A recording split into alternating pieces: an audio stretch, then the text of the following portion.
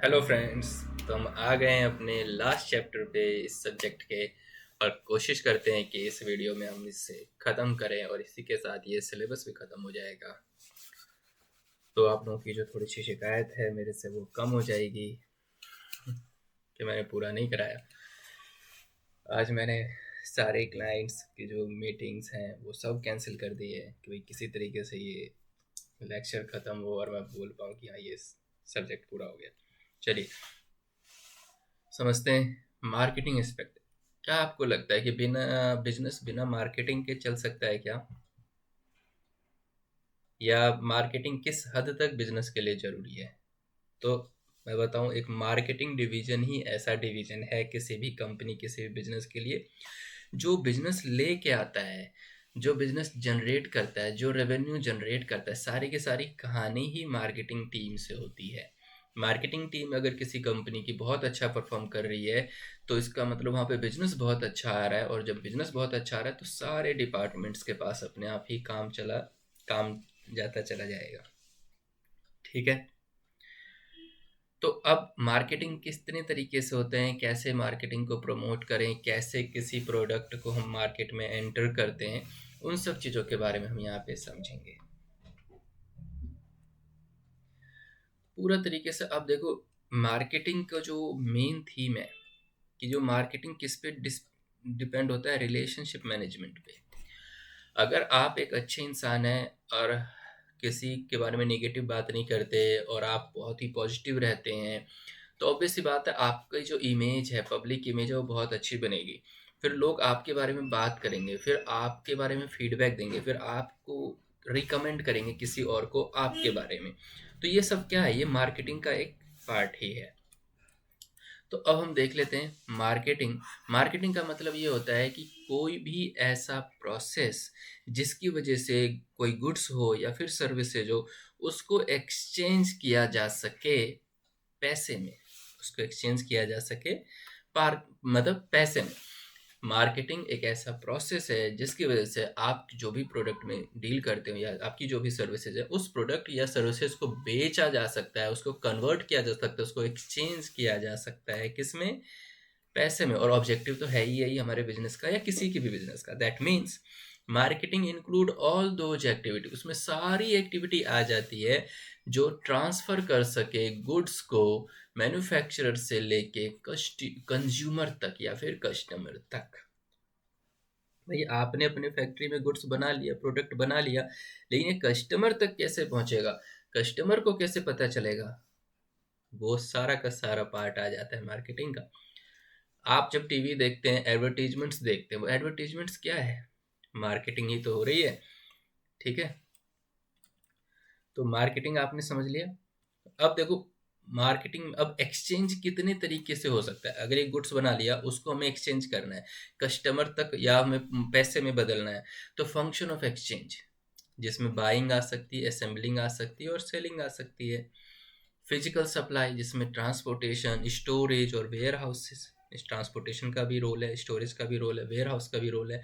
और फैसिलिटेशन जिसमें product planning, development, marketing research, standardization, grading, packing, branding, sales promotion और financing आ जाती है। ये वो एक्टिविटीज़ हैं जिस एक्टिविटी की वजह से आप अपने प्रोडक्ट को बेच पाओगे, आप अपने प्रोडक्ट को कस्टमर तक पहुंचा पाओगे। ठीक है। तो ये सब मार्केटिंग के अंदर आ जाते हैं। अब देखते हैं मार्केटिंग का कॉन्सेप्ट। मार्केटिंग का कॉन्सेप्ट किसी भी ऑर्गेनाइजेशन के गोल को पूरा करने के लिए, ऑर्गेनाइजेशन के गोल मिशन को पूरा करने के लिए बहुत ज़रूरी है। क्योंकि मार्केटिंग में ही आप टारगेट मार्केट को पहचानते हैं कि भाई मैं किस मार्केट में जाने वाला हूँ, कहाँ अपने प्रोडक्ट को बेचने वाला हूँ, कहाँ अपनी सर्विस देने वाला हूँ, और सेटिस्फैक्शन जो अपने कंपिटिटर्स, जो भी आपके जो कंपिटिटर्स होंगे उससे ज़्यादा अच्छे से आप कैसे बता पा रहे हो, सेटिस्फाइड कैसे कर पा रहे हो। लाइक कुछ बच्चे कमेंट्स कर रहे हैं कि सर आप जो एक्सप्लेन करते हो हमें समझ में आ जाता है। तो इसका मतलब कहीं न कहीं वो बच्चे किसी दूसरे और भी ट्यूटर को देखते होंगे, दूसरे चैनल्स को भी रेफ़र करते होंगे, तो वो कंपेयर करते होंगे। शायद वो मेरे कंपटीटर्स होंगे। तो क्या मैं उनसे बेटर कर पा रहा हूँ? क्या मैं उनसे इफेक्टिव और इफिशिएंटली काम कर पा रहा हूँ? That is that creates a difference.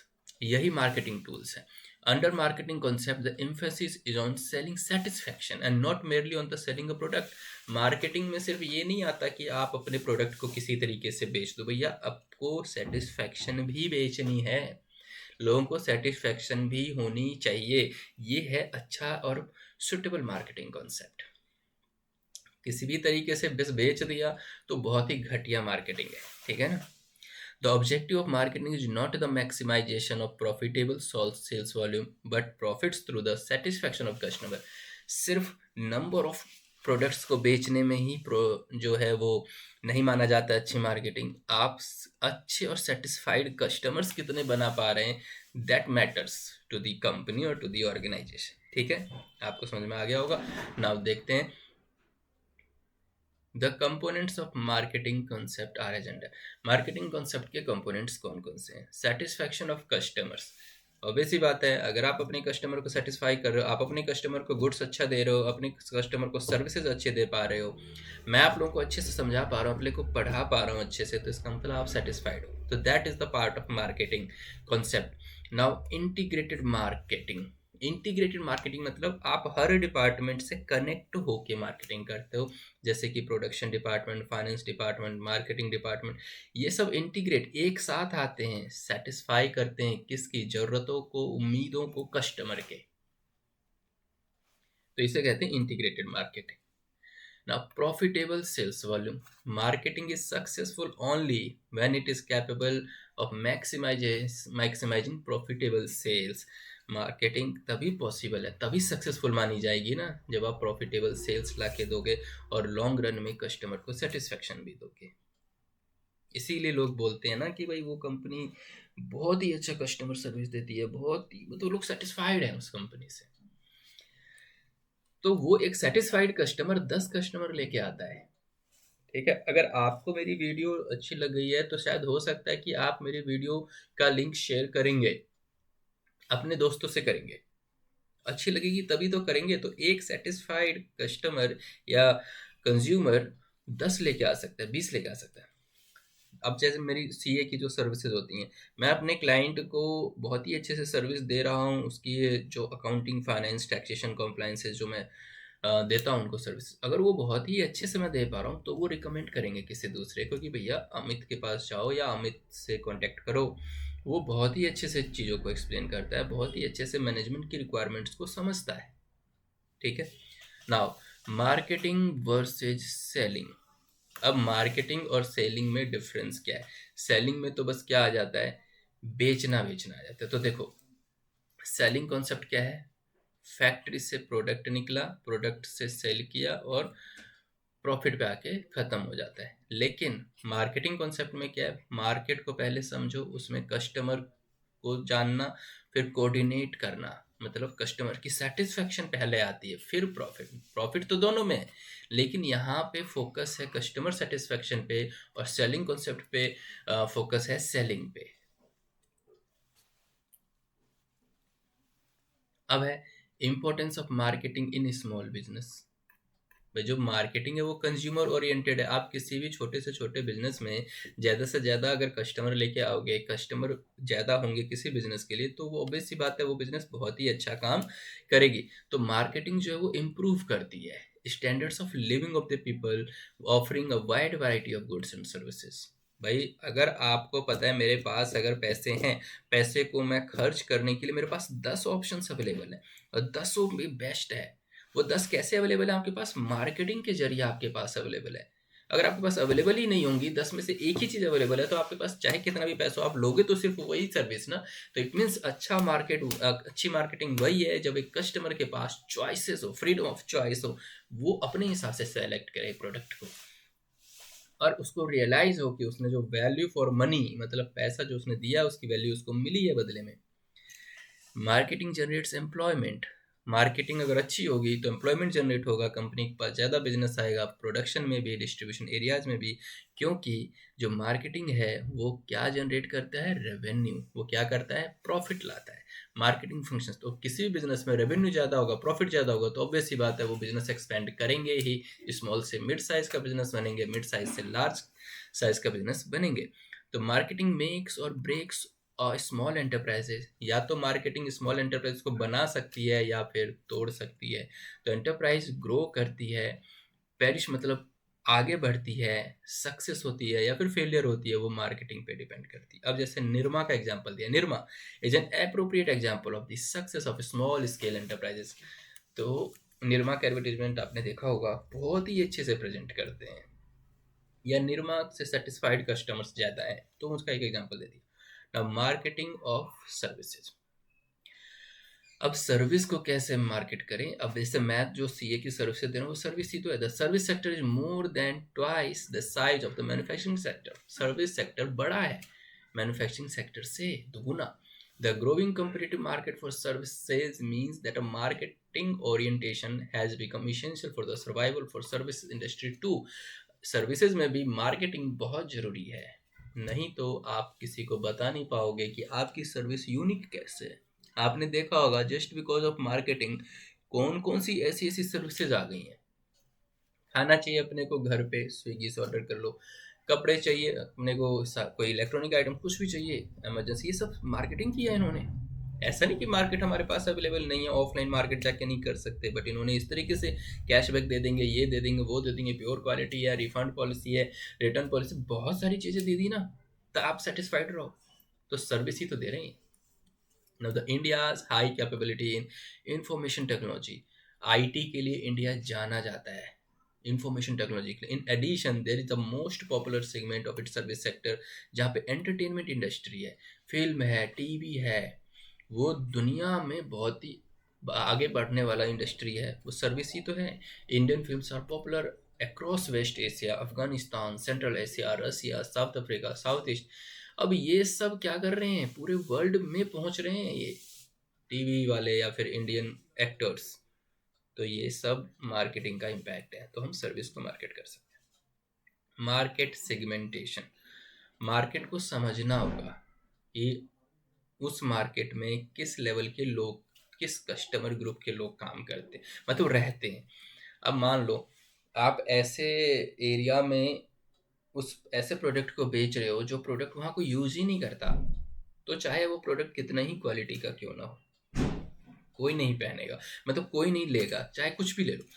तो इसीलिए आपको वहाँ के लोगों का टेस्ट जानना पड़ेगा, वहाँ की ज़रूरत जाननी पड़ेगी, वहाँ के लोग की जो बाइंग कैपेसिटी है कि वो कितना खरीद सकते हैं, कितना खर्च कर सकते हैं, वहाँ की एजुकेशन क्वालिफिकेशन क्या है, वहाँ के लोग कितना पैसे वाले हैं, उनकी प्रेफरेंस क्या होती है, तो जाके पता लग पाएगा, तभी आप मार्केट के बारे में जान सकते हैं। अब लेकिन किसी मार्केट को पहचानने के लिए बहुत सारे तरीके हैं। पहला है जियोग्राफिक सेगमेंटेशन। जियोग्राफिक सेगमेंट मतलब एरिया के बेसिस पर। सही हो गया? एक सेकेंड, एक सेकेंड, एक सेकेंड, आप लोग एक सेकेंड रुकेंगे।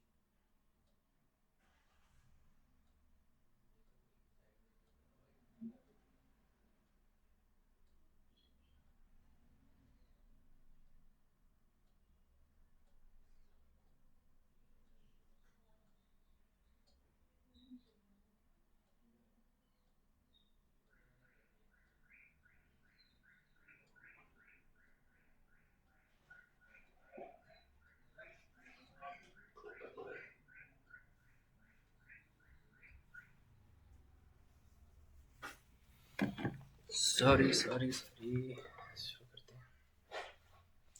ओके, ज्योग्राफिक सेगमेंटेशन का मतलब ये होता है कि आप उस एरिया का रीजन पता करो। मतलब पहले आपको लोकेशन डिसाइड करना है, लोकेशन के बेसिस पे आपकी मार्केटिंग स्ट्रेटजी अलग होनी चाहिए। ठीक है, किस सिटी की बात कर रहे हैं, पड़ोसी सिटीज या एरियाज कौन से हैं, पूरे तरीके से एरिया पे बात करते हैं यहाँ पे कि उस एरिया में रहने वाले लोगों की जरूरत को समझो। Geographic segmentation. एक है डेमोग्राफिक सेगमेंटेशन, इसमें लोगों की एज, सेक्स जैसे लाइक फीमेल है, मेल्स हैं, family size, income, occupation, education, religion, किस धर्म के लोग रहते हैं, रेस एंड नेशनैलिटी, किस समुदाय के लोग हैं। ठीक है, और मार्केट सेगमेंट, वहाँ पे फिर आप लोगों की एज और ये सब इस तरीके से पढ़ाई लिखाई देख के, व्यवसाय देख के आप डिसाइड करोगे मार्केट सेगमेंटेशन, मार्केट कैसा होगा वहाँ का। नाउ है साइकोलॉजिकल वेरिएबल्स।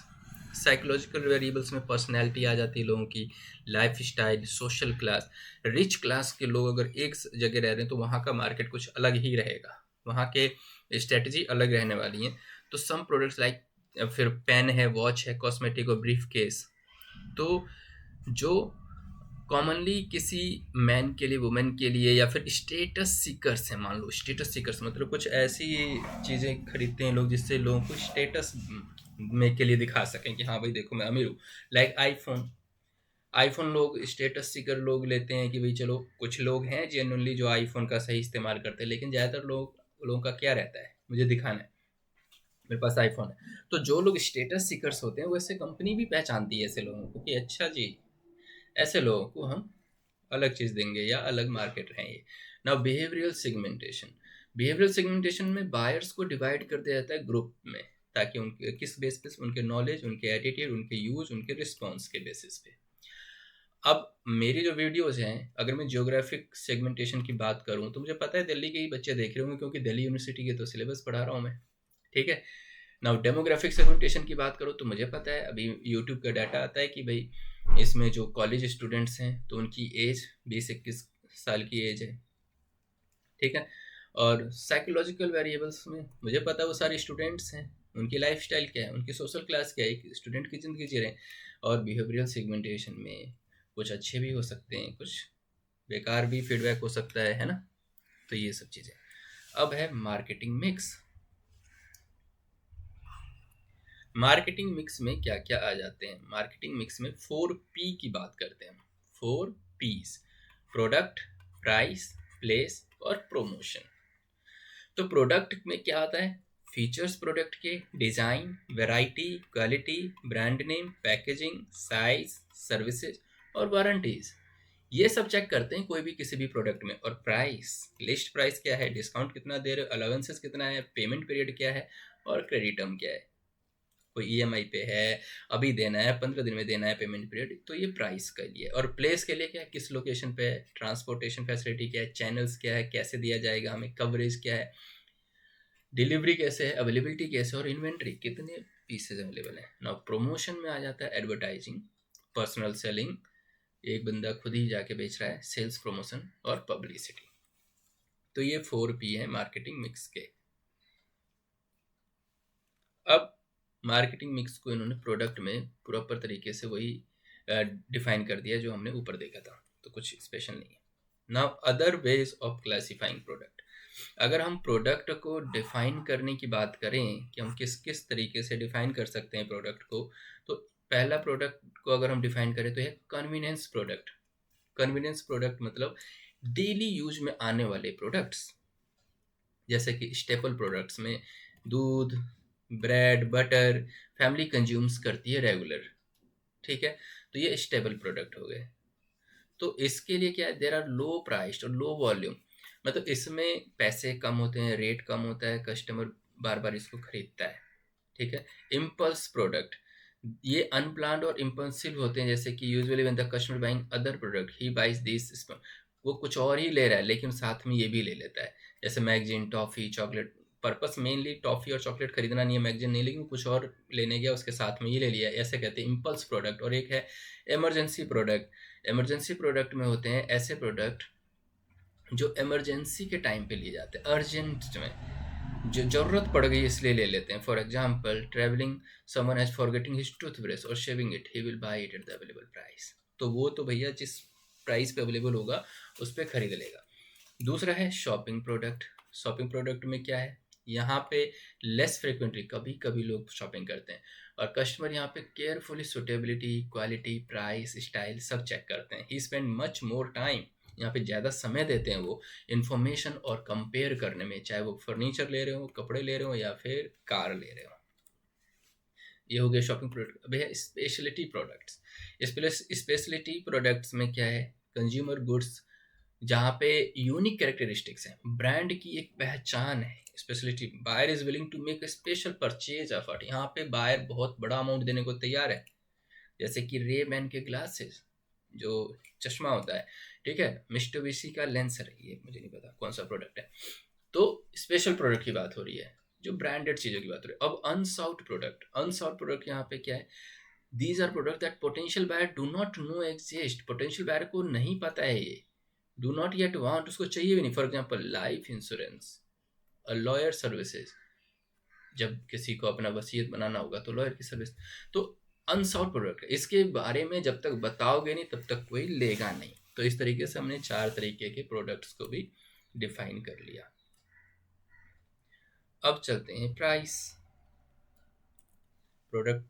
अब प्राइस में जो इतने सारे पॉइंट्स थे कि प्राइस कैसे होनी चाहिए, प्राइस कैसा ऐसा हो कि लोग डिमांड और सप्लाई को पूरा कर सके, तो प्राइस को लेकर हम ये पॉइंट्स देखते हैं। इसमें 3 पॉइंट है। द प्राइसिंग पॉलिसी कैसी होनी चाहिए। देखो जब जियो आया था तो जियो ने क्या किया, लोगों को फ्री में देने लग गए सिम, है ना। तो उसका क्या क्या थी उसकी प्राइसिंग पॉलिसी, उसकी प्राइसिंग पॉलिसी थी पेनिट्रेशन प्राइसिंग। मतलब या तो वो बहुत ही बिलो प्राइस पे ले कम्पिटिटिव लेवल से, या फिर बिल्कुल ही लो पे डिमांड क्रिएट करने के लिए, मतलब बहुत ही सस्ते दाम पे किसी मार्केट में किसी प्रोडक्ट को एंट्री कर रहा है ना, उसे कहते हैं penetration pricing. Under this policy जो प्राइसेस हैं वो बहुत ही लोअर लेवल पे रखते हैं, लो कॉस्ट ऑफ प्रोडक्शन कराते हैं यहाँ पे, ठीक है। अब है स्कीमिंग, द क्रीम प्राइसिंग। अब जैसे कोई आईफोन आता है, आईफोन देखा होगा आपने, शुरू में वो बहुत महंगा होता है, लाख रुपए के आसपास होता है, फिर जैसे जैसे उसका टाइम बीतता चला जाता है उसके पैसे घटते चले जा रहे होते हैं। तो एंट्री ही वो बड़े प्राइस पे करते हैं। वो ऐसा इसलिए करते हैं क्योंकि इससे इनको ना अर्ली स्टेज पे ही जो रिसर्च डेवलपमेंट पे जो इतना खर्चा होता है उसको क्विकली मतलब वापस आ जाए, इनिशियल इन्वेस्टमेंट जल्दी से जल्दी आ जाए, इसे कहते हैं स्कीमिंग प्राइसिंग। और एक है कम्पिटिटिव प्राइसिंग, इसमें तो भैया देखो कंपटीटर किस पैसे पे बेच रहा है, हम भी उसी पैसे पे बेच देंगे, इसे कहते हैं प्राइसिंग पॉलिसी। तो 3 टाइप की प्राइसिंग पॉलिसी भी है। अब चलते हैं प्रमोशन। प्रमोशन में एडवर्टीजमेंट करा लो, पर्सनल सेलिंग करा लो, तो उसमें फिजिकल डिस्ट्रीब्यूशन भी करा लो। ये सब प्रमोशन के पार्ट हैं कि भाई कोई बंदा जाएगा फिजिकली डिस्ट्रीब्यूट कर रहा है, फ्री में सैंपल्स दे रहा है, होलसेलर को रिटेलर तक पहुंचा रहा है, एजेंट को खोज रहा है, स्टोरेज की लोकेशन देख रहा है, वेयर हाउसिंग देख रहा है, ट्रांसपोर्टेशन देख रहा है, कैसे टारगेट कस्टमर तक चीज़ों को पहुंचाया जाए, वो सब इसमें आ जाता है। ये हमने कवर कर लिया है। अब है 9 P's ऑफ मार्केटिंग मिक्स। ये भी इंपॉर्टेंट क्वेश्चन है, इवोल्यूशन ऑफ मार्केटिंग मिक्स। इसमें अगर क्वेश्चन आएगा तो 9 P's ऑफ मार्केटिंग मिक्स का आएगा, तो वो 9 P's क्या है वो हमें समझना है। तो 9 P's है, P1 प्लानिंग, P1 क्या है, प्लानिंग। दूसरा क्या है, product and services. P3 price. P4 place और डिस्ट्रीब्यूशन। P5 promotion. और P6 पार्टनर्स। और P7 पीपल और टारगेटिंग। और P8 है प्रेजेंटेशन। P8 है प्रेजेंटेशन और P9 है पैशन। तो ये जो 7 C's हैं, 7 C's, वो पहले हमने 7 P समझना है, फिर 7 C's देखेंगे।